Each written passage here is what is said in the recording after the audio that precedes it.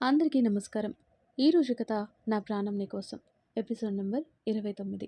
ఈ స్టోరీ మీకు నచ్చితే తప్పకుండా లైక్ చేసి మన ఛానల్ని సబ్స్క్రైబ్ చేసుకోండి. ఇక స్టోరీలోకి వెళ్దాం. రాక్షసి, ఒక్కసారి చాలా తెలివైన దానిలా కనిపిస్తావు, ఒక్కోసారి అమాయకంగా ఉంటావు. నేను చెప్పగానే నమ్మేశావు. ఇక నుండి స్వీట్ టార్చర్ చేసి బండరాయి మనసుని మేలుకొల్పుతాను అనుకుంటాడు రుద్ర. మూవీ మంచి ఇంట్రెస్టింగ్గా అనిపించడంతో దియా కూడా చూస్తూ చూస్తూ కొద్దిసేపటికి అలాగే నిద్రపోతుంది. దియా పడుకోవటం చూసి రుద్ర అక్కడే చిన్న బెడ్లో పడుకోబెట్టి మళ్ళీ వేద పక్కన కూర్చొని మూవీ చూడటంలో పడతాడు. ఆ movie English movie, romantic and horror కలిపి ఉన్న మూవీ. ముందు నార్మల్గా ఉన్న సినిమా కాస్త రొమాంటిక్ సీన్స్ రావటంతో రుద్రతో కూర్చొని అలా చూస్తుంటే ఏదో అనిపించింది. ఇందాక జరిగింది మళ్ళీ కళ్ళ ముందు మెదులుతుంటే తల తిప్పకుండా ఓరగా రుద్ర వైపు చూస్తుంది. హమ్మయ్య, అతను నార్మల్గానే ఉన్నాడు. నేనే ఏదేదో ఊహించుకుంటున్నాను. ఏమైంది వేదా అని ఆ రొమాంటిక్ సీన్ అయిపోవటంతో మళ్ళీ మూవీలో తల దూరుస్తుంది. మెల్లిగా హర్రర్ సీన్ స్టార్ట్ అవ్వటంతో ఇదేంటి, ఇది హర్రర్ మూవీనా బాబోయ్, ఇది హర్రర్ మూవీనా, నాకు దయ్యాలంటేనే చచ్చేంత భయం. ఇప్పుడు ఏం చేయాలి, ఈ సీన్స్ చూస్తే నేనుంటానా అని గోర్లు కొరుకుతూ భయంతో వణుక్కుంటుంది. అందులో సడన్గా భయంకరమైన దయ్యం స్క్రీన్ ముందుకు రాగానే పక్కనున్న రుద్ర వీపుకి తల పెట్టుకొని కళ్ళు మూసుకొని భయపడుతుంది. అది గమనించిన రుద్ర, ఏంటి నీకు భయం వేస్తుందా అంటుంటే రుద్ర ముందు పరువు పోతుంది అని, చిచి నాకేం భయం లేదు, భయం అనేది నా డిక్షనరీలోనే లేదు.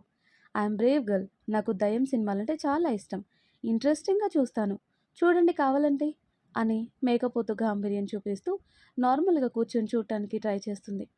కానీ తన తలలో నుండి చెమటలు కారుతూ చిన్నగా షివర్ అవుతుంది. అది చూసిన రుద్ర లోపల నవ్వుకుంటాడు. రాక్షసి, నా ముందు నకరాలు చేస్తున్నావు కానీ ఎక్కువసేపు అలాగే కూర్చోలేవు. ఇంకా కొద్దిసేపట్లో వచ్చే సీన్కి నీలో ఉన్న భయం తన్నుకుంటూ బయటికి వస్తుంది అనుకుంటాడు. వేదా, అనవసరంగా బిల్డప్ ఇచ్చావే, అవసరమా నీకు ఈ ప్రెస్టేజ్ ఇప్పుడు? చూడు గుండె దడ కొట్టుకుంటుంది అని భయంతో శ్రీ ఆంజనేయం అని జపం చేస్తుంటే సడన్గా వికృతమైన రూపంతో ఉన్న దయ్యం స్క్రీన్ ముందుకు రాగానే ఆ అని కెవ్వున అరుస్తూ వచ్చి రుద్ర వల్ల కూర్చొని దెయ్యం అంటూ రుద్ర కాలర్ పిడికిలలో బంధించి మెడ వంపులో తలదూర్చి గట్టిగా కళ్ళు మూసుకుని వణుకుతుంది. ఒక్క సెకండ్ రుద్ర ఫ్రీజ్ అయిపోయి మెల్లిగా తేరుకొని వేద వైపు చూస్తాడు. కళ్ళు మూసుకుని వణుకుతూ ఉంటుంది. తన ఎర్రని పెదాలు కూడా వణుకుతుంటే వెంటనే వాటిని అందుకొని కోరికేయాలనిపించింది ఆ క్షణం. కానీ కష్టంగా ఆపుకొని, ఓ గాడ్ శ్రీ, నేను నీకు స్వీట్ టార్చర్ పెట్టాలి అనుకుంటే నువ్వు నాకు స్వీట్ టార్చర్ చేస్తున్నావు. రాక్షసి, ఇంత దగ్గరగా వచ్చి కూర్చుంటే ఎలా నే కంట్రోల్ చేసుకునేది అనుకుని శ్రీ అంటూ స్మూత్గా పిలుస్తాడు. దెయ్యం అంటూ కలవరిస్తుంది. తనని డైవర్ట్ చేయాలని శ్రీ, నా ఒళ్ళో కూర్చోవాలనుందా అని ముందే చెప్పొచ్చు కదా, అప్పుడే కూర్చోబెట్టుకునేవాణ్ణి అంటాడు. అంతే, అప్పటి వరకు భయంలో ఉన్న వేద రుద్ర మాటలకి ఏమంటున్నారు మీరు, మీ ఒళ్ళో నాకెందుకు కూర్చోవాలనిపిస్తుంది అని గయ్యమంటుంది. నువ్వెక్కడున్నావో చూడు అంటాడు. అప్పుడు చూస్తుంది తను రుద్ర ఒళ్ళో ఉన్న విషయం. టక్కున లేస్తుంటే వేద చుట్టూ చేతులు బిగించి వేద లేవకుండా చేసి, ఇప్పుడు నువ్వే నా ఒళ్ళో కూర్చున్నావు, నీ అంతటా నువ్వే కూర్చున్నావు, మళ్ళీ కొద్దిసేపటి తర్వాత వచ్చి మీరు ఇలా చేశారు అలా చేశారు అంటే నాకు తెలీదమ్మా, ఇప్పుడే చెప్తున్నా అని డ్రామాటిక్గా చెప్తాడు. అసలే అమాయకుణ్ణి, చిన్నపిల్లాన్ని చేసి నా మీద నిందలు వేస్తున్నావు. ఇందాక కూడా అంతే, నిన్నిలా ముద్దు పెట్టుకున్నా అని, ఇలా నడుం ప్రెస్ చేశాను అని నా మీద అరిచావంటూ ముద్దు పెట్టి నడుం ప్రెస్ చేసి మరీ చెప్తుంటే నోరు తెరిచి గుడ్లప్పగించి అలా చూస్తూ ఉండిపోయింది మన వేద పాప. తనని అలాగే వదిలి నవ్వుకుంటూ బయటికి వెళ్ళి వేద ఎక్స్ప్రెషన్స్ గుర్తు చేసుకొని పగలబడి నవ్వుకుంటాడు. రుద్ర అలా అనగానే వేద మైండ్ గిర్రున తిరిగింది. కొద్దిసేపటికి తేరుకొని చూస్తే రుద్ర అక్కడ లేకపోవటం చూసి తల పట్టుకొని, ఏమైంది వేద, నీకు ఇలా బిహేవ్ చేస్తున్నావు, ఎంత భయం వేస్తే మాత్రం అతను ఒళ్ళో వెళ్ళి కూర్చుంటావా, బుద్ధి లేదు నీకు, అతనేమనుకుంటాడు, నీ గురించి ఎంత చీపుగా అనుకుంటాడు, ఈ పిల్ల టెంప్ చేస్తుంది అనుకుంటాడా, ఇప్పుడు అతని ముందు తలెత్తి చూడగలవా అనుకుని అలాగే కూర్చొని అంబార్సింగ్గా ఫీల్ అవుతూ కూర్చుంది. ఎంతసేపటికి వేద రాకపోయేసరికి దీన్ని అలా వదిలేస్తే రేపటి వరకు అలాగే కూర్చుంటుంది, ఇప్పుడు నేనేమనుకుంటాను అని తెగ ఫీల్ అయిపోతూ కూర్చొని ఉండొచ్చు అనుకుని వేద దగ్గరికి వెళ్ళి చూస్తాడు. గోర్లు కొరుకుతూ, చేతులు పిసుకుతూ, కాలు కాలిన పిల్లిలా అట్నుండి ఇటు, ఇట్నుండి అటు తిరుగుతూ కనిపిస్తుంది. అనుకున్నా ఇలాగే టెన్షన్ పడుతూ ఉంటావని అనుకొని, శ్రీ డిన్నర్ చేద్దాంరా అని నార్మల్గా పిలుస్తాడు. హా అంటూ తల దించుకొని రుద్ర వెనకే నడుస్తూ వెళ్ళి డైనింగ్ దగ్గర కూర్చొని మేడ్ వడ్డించగానే రుద్రాని చూడలేక దించిన తల ఎత్తకుండా గబా గబా 4 ముద్దలు తినేసి హ్యాండ్ వాష్ చేసుకుంటుంది. అది చూసి నవ్వుకొని, ఇలా అయితే ఎలా బంగారం, ముందు ముందు ఇంకా చాలా ఉంటాయి ఇలాంటివి. ముందిప్పుడు నిన్ను నార్మల్ చేయాలి. లేదంటే ఆ తల దించే ఉంటుంది అనుకొని, శ్రీ దియా తినలేదు కదా, అలాగే పడుకుంది. హా నేను తీసుకొని వెళ్ళి తినిపిస్తాను. తనకి నిద్రలోనే తినే అలవాటుంది. తినిపించి పడుకోబెట్టేస్తాను అని దియాకి ఫుడ్ తీసుకొని వెళ్తుంది. స్వీటీతో అభితో మాట్లాడి రూమ్కి వెళ్తాడు రుద్ర. అప్పటికే దియాకి తినిపించి పడుకోబెట్టి కూర్చుని ఎక్కడ పడుకోవాలా అని ఆలోచిస్తుంది. వేరే రూమ్లో పడుకుందామంటేనేమో ఇందాక సినిమా ఎఫెక్ట్కి ఒంటరిగా పడుకోవాలంటే ధైర్యం సరిపోవటం లేదు. ఏ మధ్యరాత్రి ఏ దయ్యం వస్తుందో అని గప్చుప్గా అక్కడే దియా పక్కన పడుకొని ముసుగులో దూరిపోతుంది. వేద భయం అర్థమయ్యి నవ్వుకొని, ఏంటి శ్రీ, రోజు బెడ్ మీద పడుకోవు కదా అంటే, అది ఇక్కడ సోఫా కూడా లేదు, అందుకే పడుకున్నా అంటుంది దుప్పట్లో నుండి. సోఫా లేకపోతే ఏంటి శ్రీ, ఇంకా వేరే రూమ్ కూడా ఉంది, అక్కడ పడుకోవచ్చు కదా అంటాడు. ఛీ, ఏంటి ఇలా ఆడుకుంటున్నాడు, ఇప్పుడు ఏం చెప్పాలి అనుకొని, నాకు దియా పక్కన పడుకోవాలనుంది, అందుకే పడుకున్నా, నాకు నిద్ర వస్తుంది, డిస్టర్బ్ చేయకండి అంటూ కళ్ళు మూసుకుంటుంది. మళ్ళీ మెలకువగా ఉంటే ఇంకేం అడుగుతాడేమో అన్న భయంతో నిద్రపోతున్నట్టు కళ్ళు మూసుకొని, ఇప్పుడు అయాన్ గారు కూడా ఇక్కడే పడుకుంటారా అని ఓరగా చిన్నగా కళ్ళు తెరిచి చూస్తుంది. రుద్ర నైట్ ప్యాంట్ వేసుకొని షర్టు విప్పేసి హాయిగా దియాకి ఇంకో సైడ్ పడుకొని దియా నుదుటని కిస్ పెట్టి గుడ్ నైట్ లిటిల్ ప్రిన్సెస్ అంటూ దియా మీద చేయి వేసి పడుకుంటాడు. కానీ రుద్ర బారెడు పొడుగు చెయ్యి దియాతో పాటు వేద మీద పడుతుంది. అది కూడా వేద ఎద మీద ఉంటుంది. రుద్ర చెయ్యి తన మెత్తటి ఎద పొంగులని తాకుతుంటే వేదలో ఒకలాంటి వింత ఫీలింగ్. వేద ఊపిరి వేగంగా మారుతుంది. కళ్ళు తెరిచి రుద్ర వైపు చూస్తుంది. నిద్రపోయినట్టు కనిపిస్తాడు. చెయ్యి పక్కన పెడుతూ, అమ్మో ఈయన గారి చెయ్యి ఇంత బరువుందేంటి అనుకొని దుప్పటి కప్పుకోవటం వల్ల రుద్ర బేర్ బాడీకి గుటకలు మింగుతూ చూస్తుంటే సడన్గా కళ్ళు తెరిచి, ఏంటి అన్నట్టు కళ్ళు ఎగరేస్తాడు రుద్ర. ఏం లేదు ఏం లేదు అని తడబడుతూ అమ్మాయిని పక్కన పెట్టుకొని, ఆ ఎక్స్పోజింగ్ ఏంటో, డ్రెస్ వేసుకుని పడుకోవచ్చు కదా, ఆ బాడీ ఏంట్రా బాబు అలా ఉంది అనుకొని, ఛీ నేనెందుకు అలా ఆలోచిస్తున్నా అని వేరే వైపుకు తిరిగి పడుకుంటుంది. వేదాన్ని చూసి నవ్వుకొని, ఈ రోజుకి చాలులే, ఒక్కరోజే అంటే తట్టుకోలేదు పాపం అనుకొని నిద్రపోతాడు.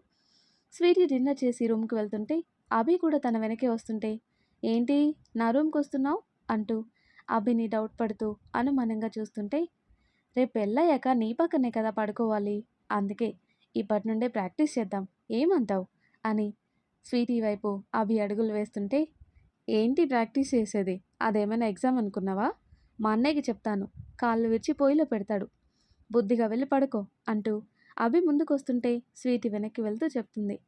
అచ్చా అలా చేస్తే నువ్వు సేవలు చేయాలి నాకు అంటూ స్వీటీని గోడకి లాక్ చేసి స్వీటీ మొహం మీద ఎయిర్ బ్లో చేస్తాడు.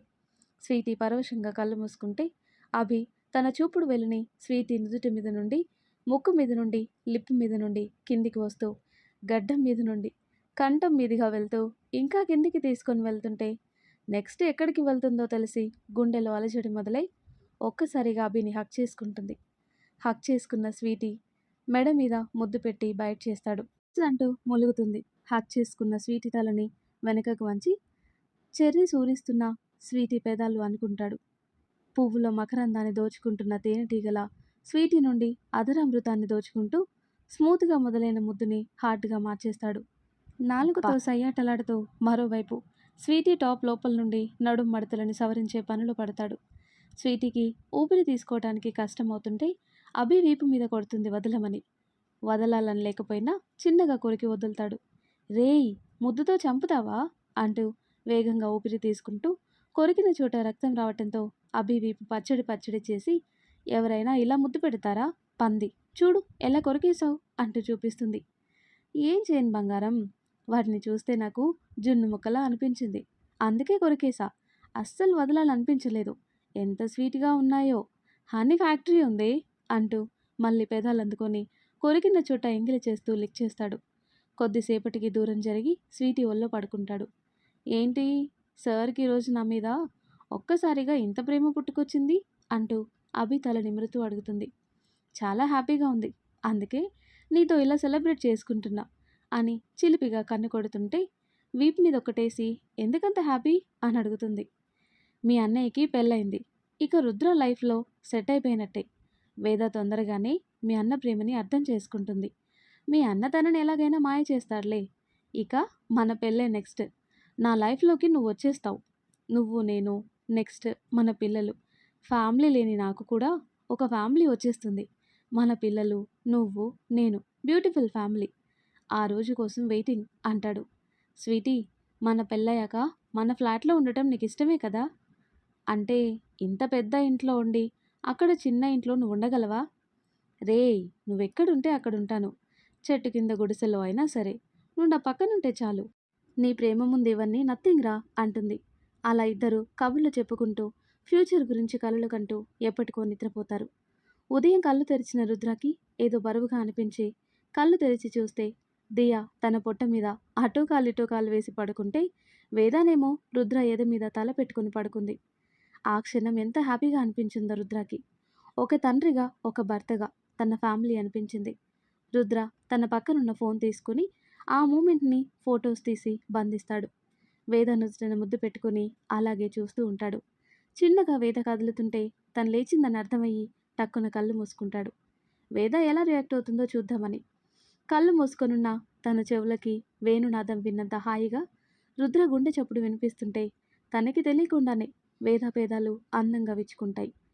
ఇంత నిద్రమత్తు వదలని వేద రుద్ర మీదకి పాకుతూ రుద్ర ఎదలో దూరుతుంది. ఇక్కడ రుద్ర పరిస్థితి దారుణం. పాపం అంత దగ్గరగా ఉన్న ప్రియసఖిని దగ్గరికి తీసుకోలేక, దూరంగా జరపలేక గట్టిగా కళ్ళు మూసుకొని వేద ఎప్పుడు లేస్తుందా, ఎప్పుడు లేచి కూర్చుందామా అని చూస్తున్నాడు. వేద అరిచేతికి ఏదో చల్లగా దృఢంగా తగులుతుంటే కళ్ళు తెరిచి తనెక్కడో నన్ను చూసుకొని టక్కున లేచి కూర్చుంటుంది. అసలు నేను అయాన్ గారి మీదకి ఎలా వచ్చాను? పూ, నిద్రలో టెడ్డీబీర్ అనుకొని అయాన్ గారి మీదకి వెళ్ళినట్టున్నాను అని రుద్ర వైపు చూసి, అమ్మయ్య ఇంకా లేవలేదు, లేదంటే నేను అతని మీద పడుకున్నట్టు చూస్తే ఇంకా అంతే సంగతి. కావాలనే పడుకున్నావు, నాకు అట్రాక్ట్ అవుతున్నావు, నన్ను నీ మనసు యాక్సెప్ట్ చేసింది అని ఏదేదో చెప్పి నన్ను కన్ఫ్యూజ్ చేస్తాడు, నాతో ఆడుకుంటాడు, అడ్వాన్స్ అయిపోతాడు అనుకొని ముందు నేను ఇక్కడి నుండి వెళ్ళాలి అని వేరే రూమ్కి వెళ్ళి ఫ్రెష్ అవుతుంది. వేద వెళ్ళిందని కన్ఫర్మ్ చేసుకొని టక్కున లేచి గుండె మీద చేయి వేసుకొని రబ్ చేసుకుంటూ, ఇది తెలిసి చేస్తుందో తెలియక చేస్తుందో తెలీదు, కానీ నా ఫీలింగ్స్తో ఆడుకుంటుంది రాక్షసి అని బాత్రూంలోకి వెళ్ళి గంటసేపు షవర్ కింద నిలబడి తనలో రేగిన అలజడిని తగ్గించుకుంటాడు. తర్వాత ఇద్దరు రెడీ అయ్యి నిన్నట్లాగే దియాని డ్రాప్ చేసి వాళ్ళ వర్క్కి వెళ్తారు. అలా వారం రోజులు గడిచిపోతుంది. ఆ వారం మొత్తం వేదాని స్వీట్ టార్చర్ చేస్తూ ఆట పట్టిస్తాడు. దియాని కన్న తండ్రిలా చూసుకోవటంతో రుద్రాని అభిమానించటం స్టార్ట్ చేసింది. కానీ అది బయట పెట్టకుండా రుద్ర మీద కసుబుసుమంటూ ఉంటుంది వేద. ఇంతకు ముందులా కాకుండా కొంచెం హుషారుగా ఉన్న వేదాన్ని చూసి అందరూ తృప్తిగా ఫీల్ అయ్యారు. అలా సండే రోజు అందరినీ ఇంటికి ఇన్వైట్ చేస్తాడు రుద్ర. అందరి మధ్యలో కూర్చుని విక్కీ వాళ్ళతో మాట్లాడుతూ ఉంటుంది. అది చూసిన ఆనంద్, థ్యాంక్స్ రుద్ర, వేదాన్ని నార్మల్ చేస్తాను అంటే ఏమో అనుకున్నా, కానీ ఇప్పుడు నమ్మకం వచ్చింది. ఆల్రెడీ వేదాలో చాలా చేంజ్ కనిపిస్తుంది. తనని ఇలా చాలా రోజుల తర్వాత ఇలా అందరితో కూర్చుని కబుర్లు చెప్పటం చూస్తున్నా. ఆదిత్య అలా అయిన తర్వాత అసలు మాట్లాడటమే మానేసింది. ఏది అవసరమో అదే మాట్లాడేది. వీళ్ళందరూ వచ్చినా కూర్చొని చూసేది కానీ ఇలా మాట్లాడేది కాదు. నార్మల్గా అయితే తన నోరు అస్సలాగదు, ఏదో ఒకటి వాగుతూనే ఉండేది. అప్పుడప్పుడు వసపిట్ట అని పిలిచేవాడు ఆదిత్య, అంతలా మాట్లాడేది. అలాంటిది ఒక్కసారిగా సైలెంట్గా ఉంటే చూడలేకపోయాం. కానీ ఇప్పుడు మళ్ళీ తను నార్మల్గా మాట్లాడుతుంటే సంతోషంగా ఉంది. ఇంకా కొన్ని రోజుల్లో పాత వేదాన్ని చూస్తాం అని నమ్మకం వచ్చింది అంటాడు. తప్పకుండా అంకుల్, ఇప్పుడిప్పుడే తనలో మార్పు స్టార్ట్ అయింది. తొందరలో అల్లరి వేద వస్తుంది, చెప్పాను కదా, తనని నేను మార్చుకుంటాను. మీరేం టెన్షన్ పడకండి, హాయిగా ఉండండి. ఆదిత్యలాగే నన్ను కూడా మీ కొడుకుగా అనుకోండి, మీకే కష్టం రాకుండా చూసుకుంటాను. ఆదిత్యని ఎలా హక్కుగా భావిస్తారో నన్ను కూడా అలాగే అనుకొని ఏ హెల్ప్ కావాలన్నా మొహమాటం లేకుండా చెప్పండి. మిమ్మల్ని కూడా ఇక్కడికే తెచ్చుకోవాలి అనుకున్నా, బట్ ఆదిత్య జ్ఞాపకాలు వదిలి మీరు ఆ ఇంటి నుండి రావటానికి ఇష్టపడటం లేదని ఊరుకున్నాను. చాలు నానా, ఈ ఒక్క మాట చాలు. నువ్వు కూడా నా కొడుకువే. తప్పకుండా అడుగుతాను. అక్కడ ఉన్నా కానీ ఇక్కడికి వస్తూనే ఉంటాం అని చెప్తాడు ఆనంద్. అన్నట్టు చెప్పటం మర్చిపోయాను రుద్ర. నెక్స్ట్ వీక్ వేద స్విట్జర్లాండ్ వెళ్ళాలి. మొన్న ప్రాజెక్ట్ వర్క్ గురించి వాళ్ళ కంపెనీ అక్కడే ఉంది కదా, సో మీటింగ్కి అక్కడికి వెళ్ళాలి. మేము ఎవరమైనా వెళ్ళేవాళ్ళం కానీ ఆ ప్రాజెక్ట్ లీడ్ చేసేది హెడ్ తనే కాబట్టి ఖచ్చితంగా తనే వెళ్ళాలి. ఒక్కదాన్ని పంపించాలంటే టెన్షన్గా ఉంది.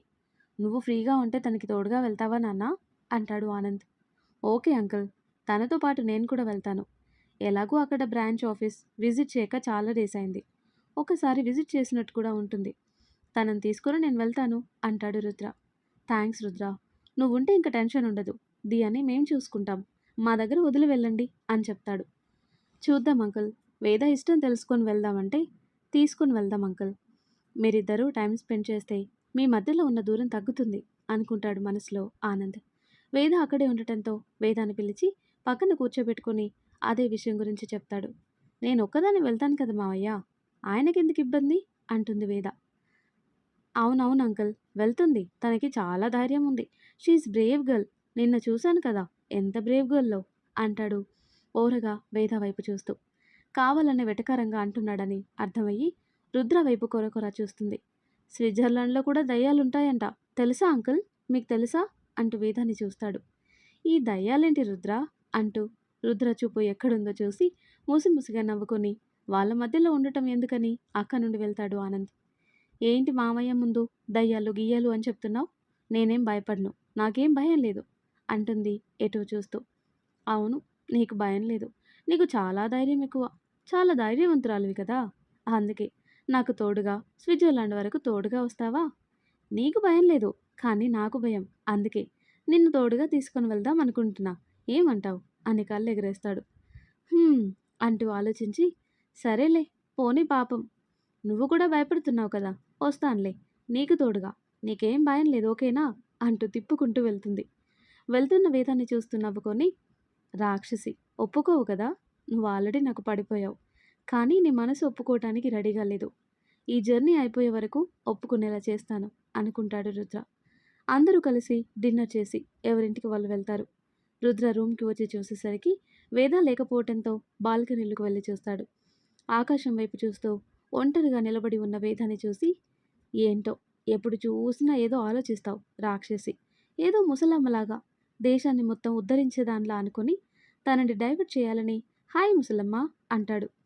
రుద్ర ముసలమ్మ అనేసరికి చిరు కోపంగా చూస్తూ, ఎవరిని ముసలమ్మ అంటున్నారు? నిన్నే ముసలమ్మ. అదిగో మళ్ళీ నేనేం ముసలమ్మ కాదు అంటుంది కోపంగా చూస్తూ. మరి ఇలా ఒంటరిగా కూర్చొని ఇంట్లో ముసలమ్మలాగా ఏదో ఇంటి బాధ్యతలు అన్నీ మోస్తూ ఉన్నదానిలా ఆలోచిస్తూనే ఉంటావు. అందుకే ఇప్పటి నుండి నిన్ను అలాగే పిలుద్దామని డిసైడ్ అయ్యాను అంటాడు వేద పక్కన నిలబడుతూ. పళ్ళు కొరుకుతూ, ఇంకోసారి ముసలమ్మ అంటే అస్సలు బాగోదు చెప్తున్నా. ఇంత మంచి ఫిగర్ని పట్టుకొని ముసలమ్మ అంటున్నారు అంది ఫ్లోలో. వేదాన్ని కింది నుండి పైకి ఎగాదిగా చూస్తూ, నువ్వేం అనుకోనంటే ఒకటి చెప్పనా? ఏంటో అది అంది. నువ్వు అనుకోనంత పెద్ద ఫిగర్వి కాదు, నీది నీకు అలా అనిపిస్తుందంతే. మన ఆఫీస్లో సూపర్ ఫిగర్స్ ఉంటారు అంటాడు వేద ఈగో హార్ట్ టచ్ అయ్యేలా. అంతే అమ్మోర్లా చూస్తూ, అంత బాగుంటే వాళ్ళనే చేసుకోవాల్సింది అని రుద్రాని బండబూతులు తిట్టుకుంటూ లోపలికి వెళ్ళి బెడ్ మీద పడుకొని, అంత అందంగా ఉంటారా? అయాన్ గారు వాళ్ళని చూస్తారా? చూసే ఉంటాడు. ఈయనగారు కూడా అందంగా ఉంటాడు కదా, అలా ఓ చూపు చూస్తే వచ్చి ఒళ్ళో వాలిపోతారు దొంగ మొహాలు. బాస్లు అందంగా ఉంటే చాలు లైన్ వేస్తారు. ఆయన వాళ్ళని కాదు ఈయన గారిని అనాలి. దొంగ సచ్చినోడు, పెళ్ళైన నా ముందే ఇంట్లో అమ్మాయి గురించి ఫిగర్ అని మాట్లాడుతున్నాడు అని రుద్రాని తిడుతూనే ఉంటుంది. లోపలికొచ్చిన రుద్ర వేద వైపు చూస్తాడు. తను తిడుతుందనడానికి సాక్ష్యంగా వేద పేదాలు కదులుతుండటం చూసి నవ్వుకొని, శ్రీ, ఇక్కడేదో కాలుతున్న వాసన వస్తుంది అంటూ ఇంకా రెచ్చగొడుతుంటే వేదాకి తిక్కరేగి, అవును బాగా కాలుతుంది, ఇప్పుడు పడుకోండి లేదంటే అందులో మీరు కూడా మాడిపోతారు అంటూ హెచ్చరిస్తుంది. అమ్మో, బాగా కాలినట్టుంది, మూసుకొని పడుకోవటం బెటర్ అనుకొని కామ్గా పడుకుంటాడు. రుద్ర పడుకోవటం చూసి నాకు మండేలా చేసి మీరు మాత్రం చల్లగా పడుకున్నారు అనుకొని తిట్టుకుంటూనే పడుకుంటుంది. కానీ తనెందుకు జెలసి ఫీల్ అవుతుందో ఆలోచించలేకపోయింది మన వేద పాప. మరి ఆ తర్వాత ఏం జరుగుతుందో నెక్స్ట్ వీడియోలో తెలుసుకుందాం. ఎంతో ఇంట్రెస్టింగ్‌గా ఉండే ఈ స్టోరీ నెక్స్ట్ పార్ట్స్ కోసం ఈ వీడియో లైక్ చేసి మన ఛానల్‌ని తప్పకుండా సబ్స్క్రైబ్ చేయండి. Thanks for watching.